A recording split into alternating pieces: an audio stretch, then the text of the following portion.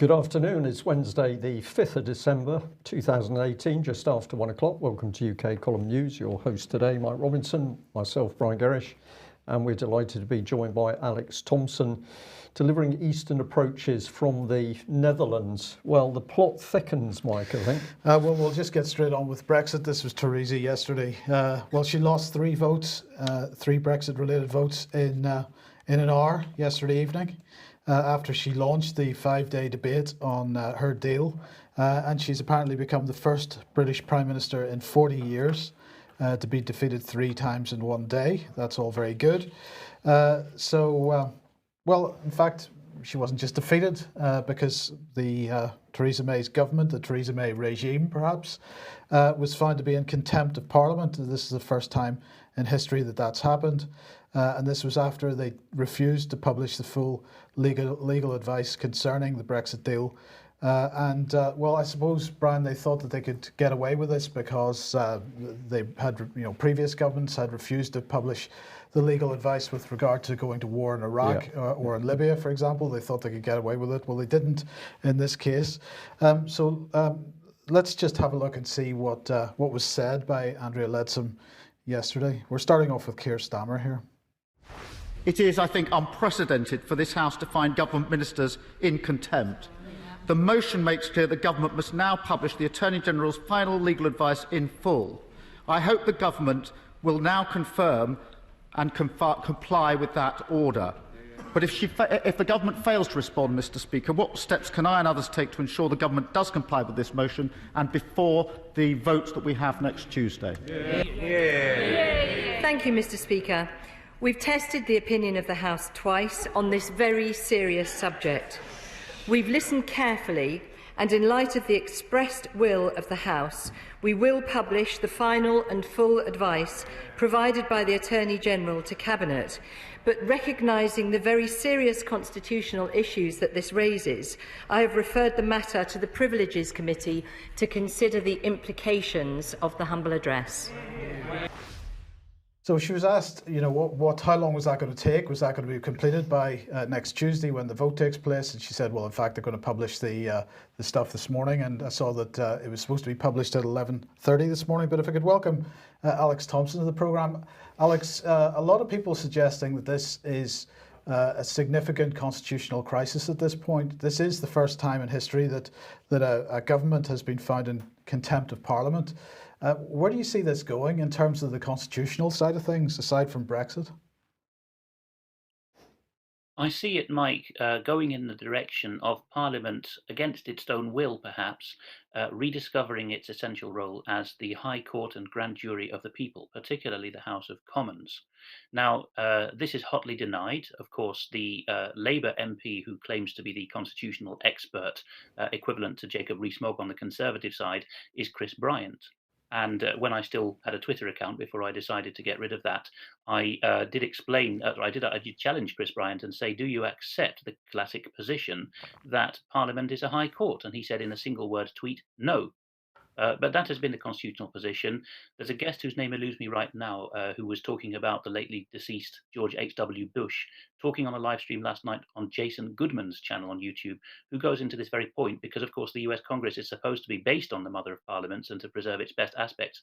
And this guest says specifically that in the process of impeachment of President Trump, which the Democrats are aiming to do after the midterm gains, they treat Congress as the lower house, equivalent to the House of Commons, of course, as the High Court and Grand Jury of the people, And the upper house, the revising chamber with the constitutional expertise, is the guardians of the people who have the expertise, which of course is the Lords, not acting willy-nilly, but saying, okay, the people through their representatives want this to happen. Now let's see how we can arrange this. Now, the third aspect of Parliament, the one which I think even British viewers might not appreciate, is that the Crown sits in Parliament. And what you've just seen is Andrea Leadsom speaking on behalf of the Crown. Yes, she is an elected member of Parliament, returned for a geographical constituency of the people, but in that clip, she's not just speaking as Tory to Keir Starmer's Labour.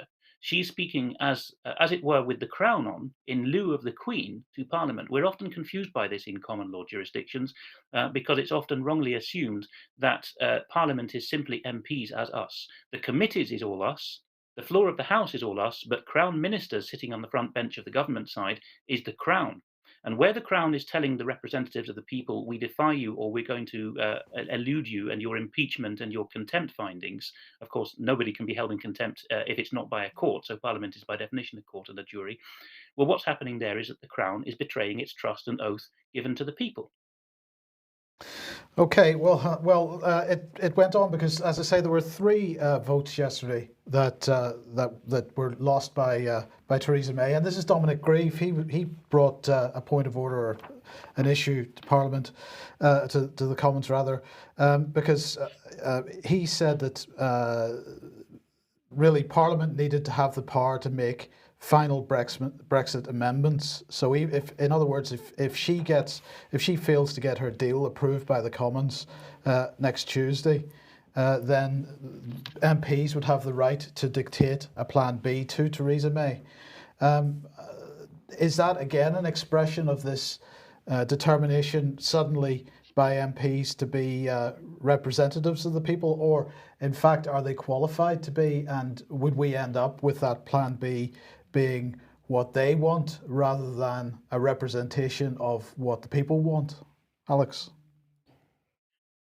On that point, Mike, I would say that the key thing to watch out for is this snake oil that we have to vote as MPs according to our conscience when it comes to matters of critical national importance or morality. We've seen this with abortion bills, where the MPs have defied the majority will in the country not to allow mass abortion on demand. And we have seen it on matters of the European Union and the Constitution. And we've seen it with David Lammy, who in some terms I have to respect, for example, his behaviour over Grenfell Tower, in which he was personally one of the bereaved. But Lammy is a good example, being a barrister, that he has this snake oil which resides in the Bar Association above all, of saying that we parliamentarians have a representative parliamentary democracy and parliamentary sovereignty, and we vote with our conscience. This is all a denial, as I went into in my AV 9.1 talk at the weekend, a denial of fiduciary duty, which is, in other words, the obligation to take orders. Fiduciary duty is a phrase also used in banking and investment management, your own former field, Mike, where, of course, you'll testify to that. You have an absolute obligation to act in the best interests of the client, and really only to be a brain at their service. That's the same role that MPs have, and that is where we're going to see the pinch, I think, on all sides now. We could even see Labour MPs crossing the floor in practice or de facto. If I can just add a little bit to that, Alex, I've heard over the last 48 hours that there's also a separate interest in constitutional matters, which is now impacting on certain lords. And it appears to be that the questioning is now going deeper than just the law and the direct issue of Brexit. It now appears that people are starting to come back to the whole of the process which took us into the European Union in the first place.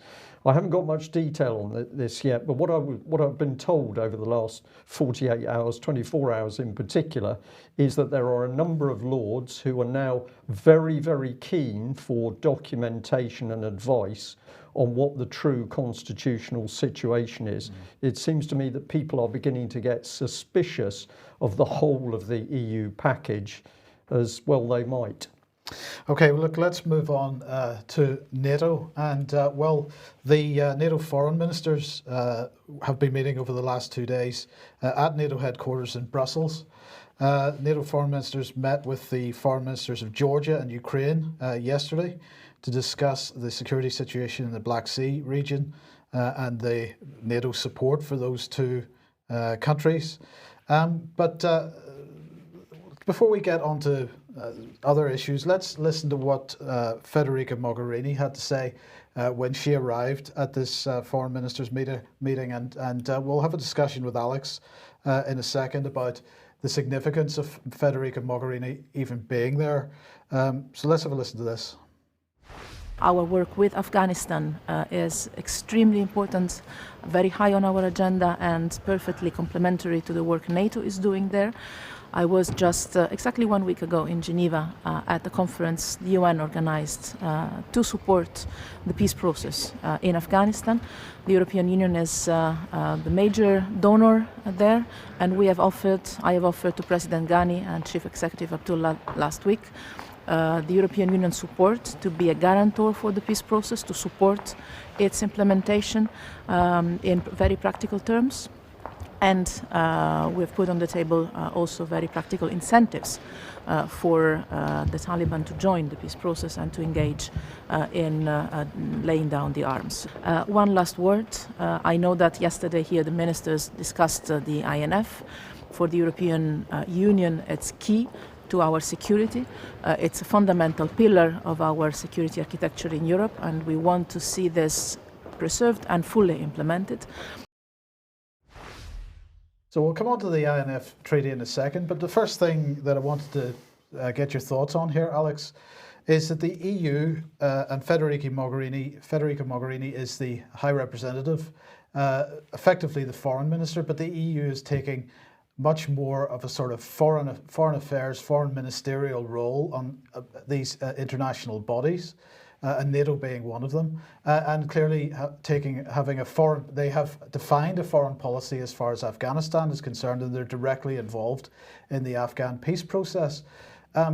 So anybody in Britain, any MP or any politician or any media outlet which suggests that the EU isn't looking at becoming some kind of federalised institution, well, they're already well down that road, and that has implications for defence and security as well.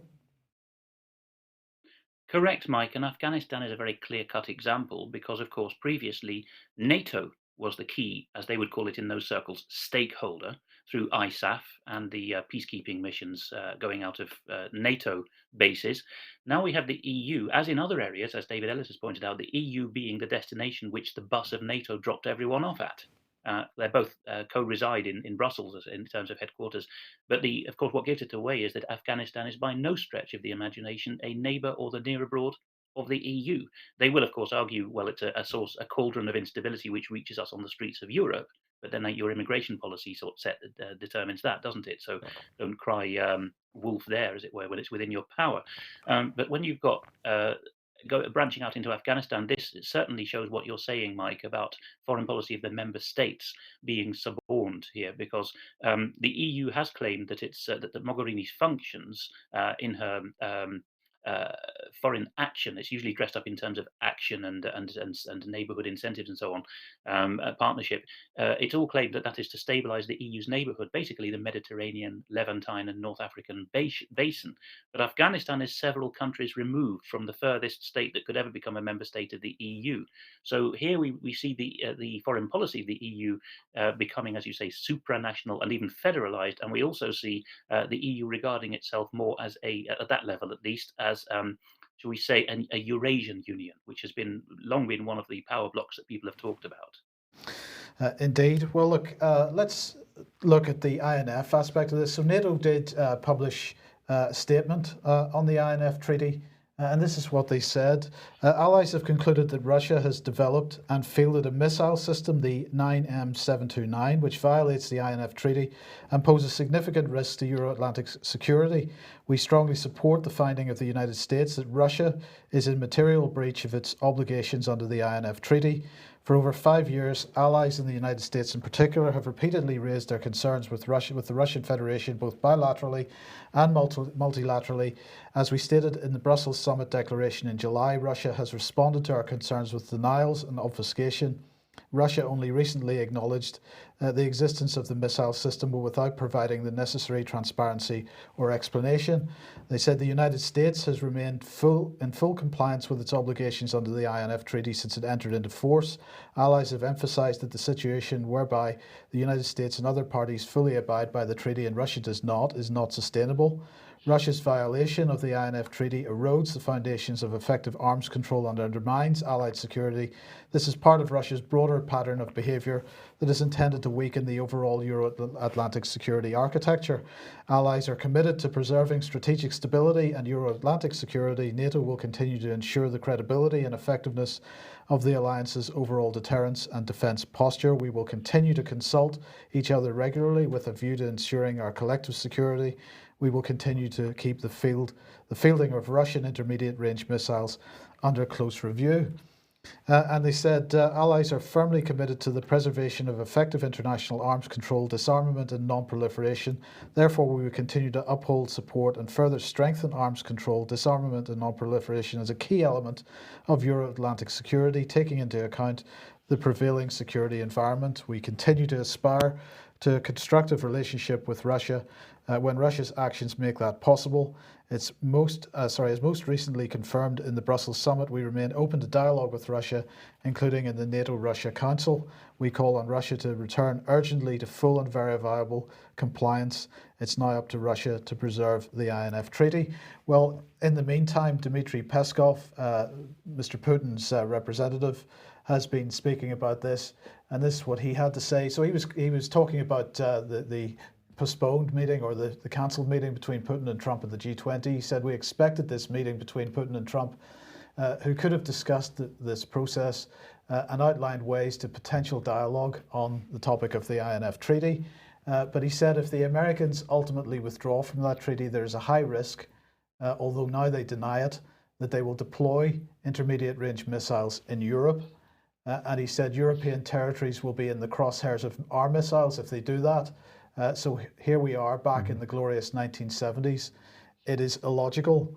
Now, having heard, Alex, both sides of the rhetoric on this, who do you think is the most credible in terms of their position?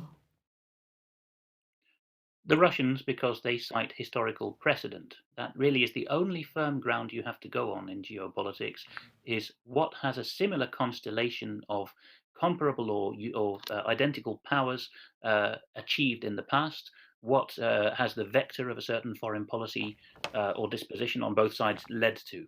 Peskov goes into great detail there, and he is, like so many of the Russian cabinet, a learned man, in his case an Oriental linguist, and of course we have others who are graduate historians. You don't see many of that on the Western side, do you? So the Western side is based on and present of menace, and the Russian side, for all its own possibly nefarious intents, at least has a solid case to plead. And I refuse to be tarred with the brush of Russian collaborationist, like so many other former intelligence, security and diplomatic people who've spoken out now, simply because I point out that the Russians are making more sense than us.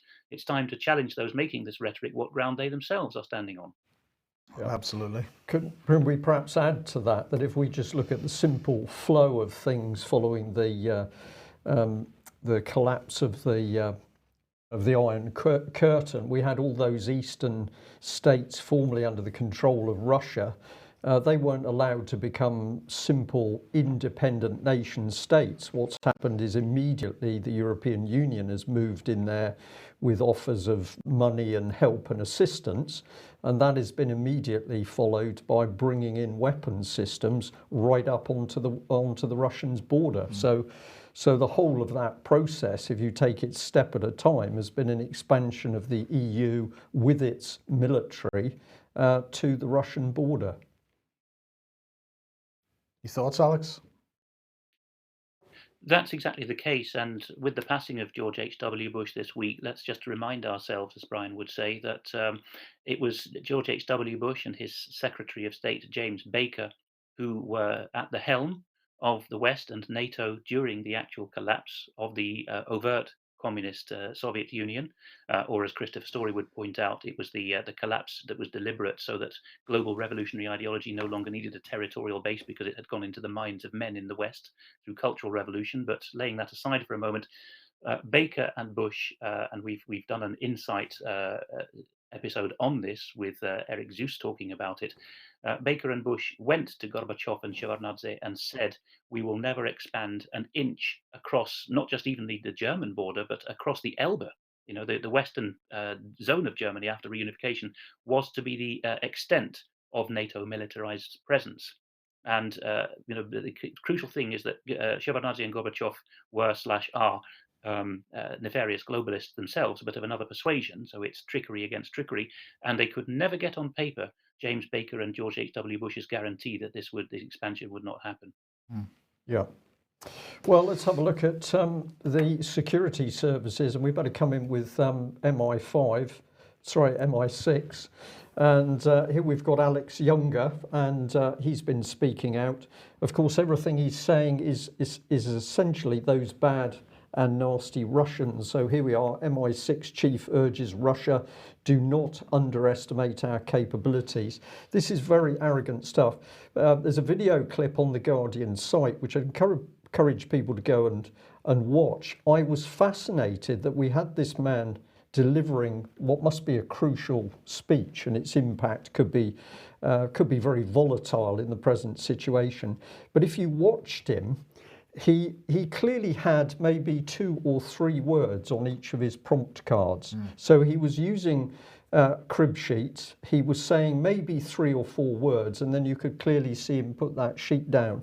And I found this just an amazing indication that this man was either so frightened of straying off script, or he didn't actually have a script in his own head. He could only read the words on the card. So I've been a bit cheeky in this slide, suggesting that the head of MI6 couldn't properly read the big words. But if you look at the video, you'll see it for yourself. What sort of things has he come up with?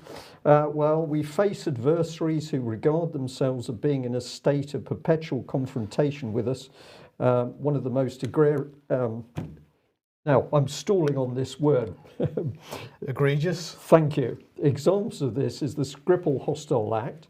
We operationalised our values, our legal system, and our alliances. The word fascinated with me, Mike, because he could have used a far simpler word, and I'm interested as to why that word cropped up. But look at what he's saying to us. Basically, we're now at the 1984 stage of perpetual war. These people regard us as being in a state of perpetual confrontation with us. Of course, Skripal is exactly as the British government said. It was a hostile act by the Russians. There's still no evidence been produced on the world stage or the UK stage, but we're going to work with our partners to move this forth. He warns that we're entering the 4th generation of espionage. This has come about because we've had the 4th so-called industrial revolution. So we're fusing, interesting expression, Mike, fusing our traditional human skills with accelerated innovation, new partnerships, and a mindset that mobilises diversity and empowers the young.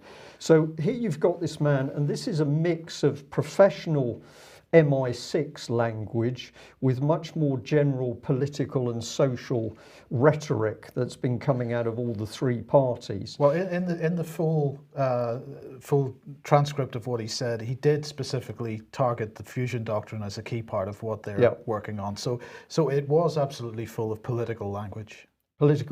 But this the moment you get into diversity and how we're going to change society, is it the role of Britain's security services to actually be deciding what Britain's future society is going to be? I don't think it is, but the fact he repeats this shows that he is under direct control of whoever produces the wider policy. Let's bring in a different image of him here. He said he'll also set out how his agency, known formally as the Secret Intelligence Service, is preparing to strengthen ties with sister agencies in Europe amid continuing uncertainty over the possible repercussions of Brexit for security. So we're back on the subject of we've got Brexit, that's what the public are being told, but behind the scenes, everything, including the intelligence services, are being locked together into the EU system. I'm going to say, Alex, I'm finding it really hard now to understand how anybody could look at what this government is doing, what Treason May is doing and talking about, and believe that there is a Brexit, because you only have to lift the lid of the saucepan a little bit to see that what's boiling in the pot is ever deeper integration. Quite so, Brian, and let's look at the text of the speech on that point as well. If I just search for the word Brexit, I'll find the passage. Younger says, quote, "The implications of the Brexit debate have been set out by ministers. For our part, as SIS, we will always work with our sister agencies to strengthen our indispensable security ties in Europe," which gives the lie to the previous passage, just 2 paragraphs earlier, where he said basically that MI6 has co-opted GCHQ, and he's now talking about our Five Eyes relationship. No previous head of MI6 would ever say that, because it treads on GCHQ's toes. It's a SIGINT relationship, not a HUMINT. But so he's talking about his clique within MI6, first of all, having taken over MI6 as a whole through the Russia and cyber policies, which he keeps banging on about, and I've mentioned in my recent speech at Totnes, and then expanding out to the other agencies. And I think this also shows up that prevent and contest, the MI5 strategies against so-called radicalization, are also from this clique. So he's contradicted himself, and he's basically got the knives out for his predecessor, Sir Richard Dearlove, who has his own faults, but has been quite staunch on the fact that Brexit is not a factor in security and defence, intelligence particularly, as seen properly, because it's the Anglo-Saxon alliance which we depend on. So Younger has paid lip service to that. Then he's come out and said, I belong to a different faction, one that believes in fusing with the French and Germans, whom he mentions by name later in the speech. Yeah. And well, we'll end on this one, because here we've got some very interesting things. The UK's enemies are probing UK institutions and defences in ways that fall short of traditional warfare. To counter this, MI6 is having to innovate by fusing the information it gets from human intelligence with what it can learn from artificial intelligence and the exponential rise in technology. So if we say that our security forces are going to use information that's come from artificial intelligence, the algorithms that are going to search and provide that information, who's going to write those? Well, we can assume that those algorithms are going to be written with close cooperation with the security services themselves. So in the end, we could have a situation where we've got the security services being given a pre-scripted political agenda, and with a wave of the magic wand, we've got AI producing the very intelligence that they're seeking in the first place, which comes back into the system. I think there's something unbelievably dangerous happening here, and the minimum is that we're seeing the security services fused into democratic government, with a parenthesis around democratic. AI producing this stuff, what do you think? Brian, it's so ironic, because artificial intelligence is the very opposite, the very antonym of human intelligence, and human intelligence is the technical name for what SIS or MI6 does. It uses brains to get among the adversaries and disrupt their plans. Again, Younger has paid lip service to this, but he gives the lie to it in what he says. If there's one organization that shouldn't be using artificial intelligence to make decisions, it is the Human Intelligence Agency, SIS. And he also waxes lyrical in his speech. He's talking to an audience of St Andreans at Scotland's oldest university, and saying, oh, how wonderful it was to be educated at St Andrews. Well, Scots such as David Scott, or indeed my father, who met my mother at St Andrews, by the way, would attest to the virtue of a real St Andrean education being the Scottish emphasis on first principles, allowing you to think for yourself and think in isolation from what is claimed about the subject you're looking at, and look at it through your own pair of eyes. That is exactly what artificial intelligence takes away, and it can be steered. He keeps banging on about cyber. This is the whole point of cyber. Computers can be steered to make people think in certain trammeled lines, and not to see certain things, or to see things that aren't there through mismatched patterns. That's the whole point of algorithms. And I asked my mother as well, who's like my father is a St Andrews graduate, what she thought of this speech, and Younger talking about the wonderful virtues of a St Andrean education. And she replied to me by pointing me to Cardinal Newman's work on the scope and nature of university education. My mother says, I read this definitive work whilst a student at St Andrews as part of my degree in English. Newman describes a university, which of course is where officers are taken from in intelligence, as a community of thinkers engaging in intellectual pursuit not for any external purpose, but as an end in itself, knowledge for its own sake. My mother continues, envisaging a broad liberal education which teaches students to think and to reason and compare and discriminate and to analyse. That's more of a quote from Cardinal Newman. And my mother ends, that is precisely what St Andrews did for me. Now, if younger is a slightly younger St Andrews graduate who's talking about having to rely on computers to get his intelligence, and also having said that NATO basically is obsolete because its Article 5 is the premise of its Article 5 is you either are in war or peace, and we're in neither these days. He says the blurring, which he blames on the Russians, which is really our own blurring. Then obviously a St Andrean education has collapsed, and he's talking hot air. Yeah. Okay, well, look, let's stick with the subject of artificial intelligence. The International Forum on Online Courts, the cutting edge of digital reform, apparently is taking place yesterday and today. So we've got academics, legal professionals, including 200 judges, court reform experts from 21 countries attending this inaugural International Online Courts Forum. And it's taking place in London. So we've got representatives from Albania, Argentina, Australia, Azerbaijan, Canada, China, Denmark, Estonia, India, Japan, Kazakhstan, Netherlands, New Zealand, Northern Ireland, Portugal, Qatar, the Republic of Ireland, Scotland, Singapore, Ukraine, and the USA, and England, Wales, of course. So they're going to focus on the development of online courts. It's being jointly hosted by HM Courts and Tribunals Service and the Society for Computers and Law.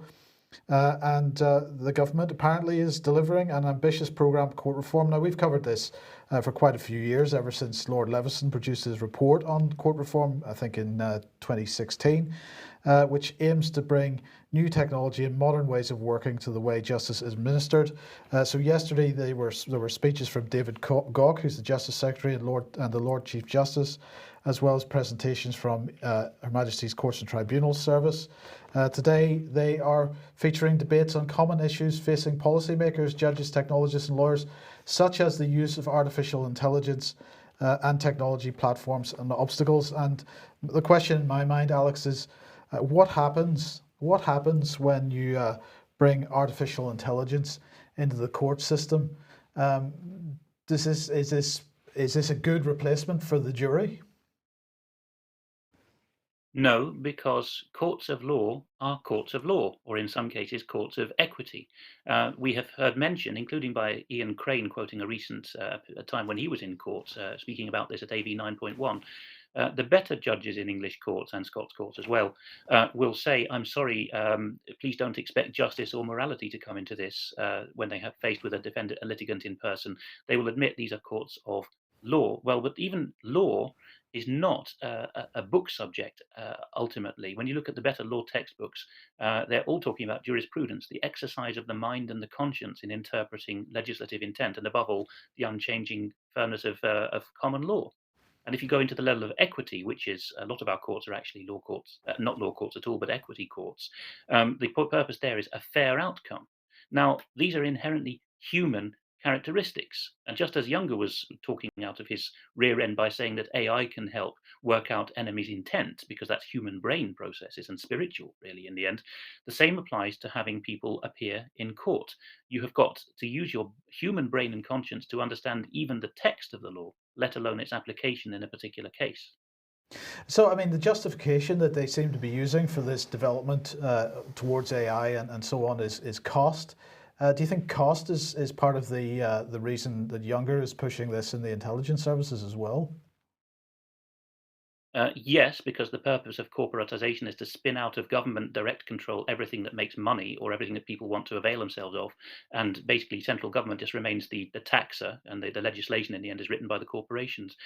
Adrian in the chat room has just correctly pointed out what the other side of this is beyond the cost aspect. He says an online court is a severe attenuation of the non-verbal information flowed within a courtroom, all the non-verbal signals, body language, etc. That, I think, is the other side of why AI is being brought in, and also people are appearing less and less impertinent. Because when you get someone's aura, what signals they're giving off, you understand much more of what they're about and whether they are believable or to have sympathy with or not. And of course, AI is very much the technocratic and rule over the herd agenda, that there will be no leniency or flexibility. The letter of the law will be applied, which is a technique that one applies to cattle, to livestock keeping, not to behavior among adult civilized human beings. Indeed. Yeah. Okay, let's move on. Well, here we have William Black. He's a former banking regulator at the time of the S&L crisis, the savings and loan crisis in the 1980s. And he's associate professor of economics and law at the University of Missouri, Kansas City. Well, he was speaking to this website, USA Watchdog, and talking about Deutsche Bank. He said that Deutsche Bank poses what is called a national champion bank, and poses as what is called a national champion bank. It's the largest bank by far in Germany, but it's actually the largest criminal enterprise in Germany. He says it is insane that we allow Deutsche Bank to go from fraud to fraud to fraud. They cheat on everything else you can possibly imagine. Typically, they are getting caught, which is also not a very good sign in terms of their competence, even as thieves. Even in the United States, there's been a reluctance to crack down on Deutsche Bank. When the New York commissioner tried to crack down, the Office for the Comptroller of the Currency, the premier banking regulator in the United States, actually sought to impede that. He disparaged the New York folks and said there really wasn't that big of a problem as such, and all of that proved to be lies. He said that Deutsche Bank is one of the leading too big to fail banks. This is going to continue until something dramatic changes. Eventually, they can cause the next crisis. And he said that eventually the German government will bail out Deutsche Bank, but that could help trigger another economic crisis when the largest bank and the third largest economy in the world is completely dysfunctional. Then the German economy is more likely to go into recession as well. That is one of the potential sources of the next recession, and you can see lots of people warning that there are signs that a serious recession is pretty likely relatively soon. Relatively could be within 2 years. Now, if you want a bit more of what this guy is talking about, this is his sort of well-known book, The Best Way to Rob a Bank is to Own One. Alex, just a couple of seconds. I don't know if you've got any thoughts on Deutsche Bank and his comments. I think just very briefly, and this will make sense to people when they can get hold of my talk from AV 9.1 more, Deutsche Bank doesn't really give us stuff about what happens on the territory of Germany or whether the people there are even German or living in penury, because it is ultimately one of the survivors of the Third Reich, which in turn is the creation of, well, a marriage of the Western Anglo-Saxon deep state with the German old money. And the whole point of that continuing vector is they wanted to go global. Apparently, even further than global in some arguments, although there's scant evidence of it. But I think people know what I'm talking about. But the whole point is, at least they want to control the world's economy, and they no longer need a state, these elitists. So wherever the living is good, they will be there, and they will control the world's economy. Yes, they came out of Germany. Yes, they're German blue blood. Ultimately, but they don't really care what happens to Germany. Those living in Britain don't really care what happens to Britain. Those living in the States don't really care what happens to the States. Okay, now let's move on to an integrity initiative. Second article on the UK Column website on this now. This is from David Scott this time. Integrity initiative, follow the money. Please read that and spread it around social media and so on if you possibly can. That would be great. Just to comment on this, we missed this article a couple of months ago. This was on the BBC. Russia trolls spreading vaccination misinformation to create discord is the headline. It seems like a headline that you might expect to have come out of the Integrity Initiative. Alex, we haven't had a chance to sort of get your thoughts on the whole Integrity Initiative thing. What do you make of it? With every passing day, Mike, I see more evidence that this is entirely a genuine leak. I don't believe it's a hack. I think someone has done the Western disgruntled route, thumb drive route. And I don't want to portray personal acquaintanceships, shall we say, but on the UK cluster mentioned, a lot of the people mentioned are those whom I rubbed shoulders with fairly closely in Britain's foreign policy establishment. And so the names do ring true to me. The profile that comes out are several of these people. I don't want to be too negative. I learned a lot from them, but they were rather neurotic types. and a lot of them had a haunted air about them, as if they were having others breathing down their neck. I don't think they're all evildoers. I think that they're taking orders or being suggestible by certain people above and behind them, and I think that their whole career, and some of them worked in associated bodies like Radio Free Europe, Radio Liberty, which you mentioned recently, Brian. Their whole career has been predicated upon the idea that the Soviet Union never really went away, and that the Russians are now a dead hand preventing peace and stability in Greater Europe. That's the way in which I think some of my old colleagues and acquaintances have approached this. And I think they found themselves sucked into this because they've believed the grand narrative that they are the good guys. Yeah. Okay. Well, let's just turn to BBC Media Action. A few days ago, we were pointing out that BBC Media Action, the so-called BBC charity, has been working in Ukraine, helping to create journalists, but it had had money from both the UK Foreign Office and the US State Department. We did the simple step of asking how much money they'd been paid. So this is my email from a few days ago to Caroline Sugg, who's the media, the main press contact for BBC Media Action. I didn't get any reply, so I called them today to ask if they were going to reply. The lady who took the phone call was clearly nervous and immediately said to me, "Oh, well, basically I've been told to tell you that the details you want are on our website if you look for the account information." Since I'd already visited that information, I said, well, that's not correct, is it? Because there's simply an overview of sums of money received. There's no detail of individual projects. But of course, her reply told me that she had been told what to tell me. So she was the one put in the embarrassing position. Meanwhile, more senior people in BBC Media Action clearly just do not want to tell the truth. So I'm going to say the response is silence. And what we're looking at is this charity, which is working in this very, very vital trouble spot now, training journalists using British government Foreign Office money and US State Department money, does not want to say how much money they've received, and certainly doesn't want to give more details of what they're doing. So I've suggested that the BBC, via BBC Media Action, is being tasked to set the scene in Ukraine, and that includes EU policy, because they say themselves that this is one of their roles, to help promote EU policy. So we've got the British and American government funding the training of journalists to report matters, I would say, in a way favourable to the US and UK governments. We need to ask more questions about this. This is very dangerous. It's very devious activity, and of course we've already got BBC Media Action's track record in Syria, where they admit that they were working with opponents of Assad. So not good stuff. Are the MPs going to sort it out? Well, I don't think so, because if we have a look at how British MPs are reacting to questions on EU military unification, they're also getting very squidgy, to use that expression. This is a response from Dr. Caroline Johnson, MP for Sleaford and North Hykeham, if I pronounce that correctly. So she says, "Dear Mr. C, thank you for your email. The government has always been crystal clear that defence is a national, not an EU responsibility. In no circumstances could Brussels direct deployment of UK forces without the specific agreement of the UK government. There are no proposals for an EU army on the table, and several member states, including the UK, have made it clear we would not support one." You saw that, Mike, and you picked up on the language immediately, because you've heard the same language from other directions. Well, not the language, specific words in Specific words, in exactly the same order that they appear on that particular email. Somebody else has asked their MP a question and has had that specific response. So what that says to me, Brian, is that MPs have been briefed on what to say to answer these questions, and the question then is, who has briefed them?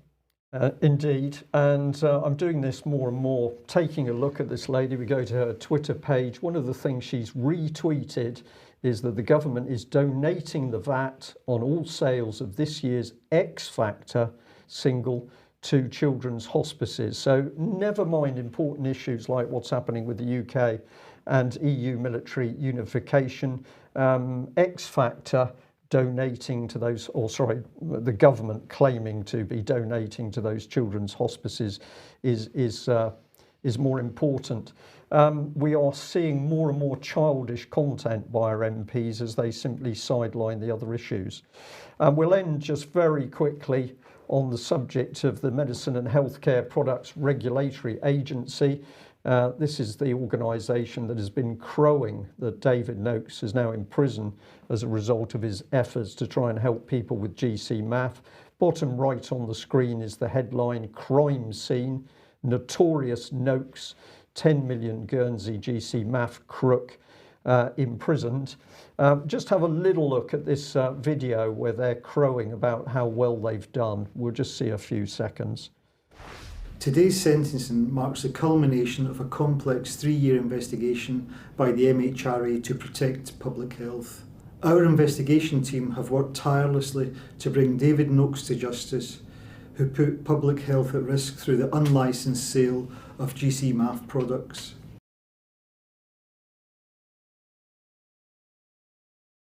GC-MAF is a product made from human blood sold by a Guernsey-based company called Immunobiotech, which is owned by David Noakes. GC-MAF has been claimed as a miracle cure for anything from cancer to HIV to severe acne. However, it has not been subjected to any clinical trials and there is no scientific basis for these claims. In January... Now that's an interesting statement, no scientific basis for any of the claims, but of course a key part of the trial, and the judge said himself that GC-MAF was not on trial, is the people who were coming forward saying that this product has actually done things for us, but of course that's not the role of MHRA. Their role is to simply follow the letter of the law, so this ties in very nicely with how our courts run. They're not interested in helping people who've got cancer and seeing whether there's been a product that works. They are simply following the letter of the law. Interesting, the gentleman who appeared on screen in that video is a former policeman, so I think we've just put these details on screen for you. You can have a look yourself. The question I'd like to ask this gentleman is, has he ever investigated any of the deaths or disabilities arising from prescription of licensed pharmaceutical products? I wonder whether he's ever been involved in investigating the major companies for the thousands of deaths which have occurred through the use of vaccine and other pharmaceutical drugs. I think the answer will be no, Mike. Okay. We'll leave it there. We'll leave it there. David, Alex, thank you very much for joining us. Sorry, having a bad one here. Thanks very much for joining us. Some really important points, and we're seeing this close down of the country continue.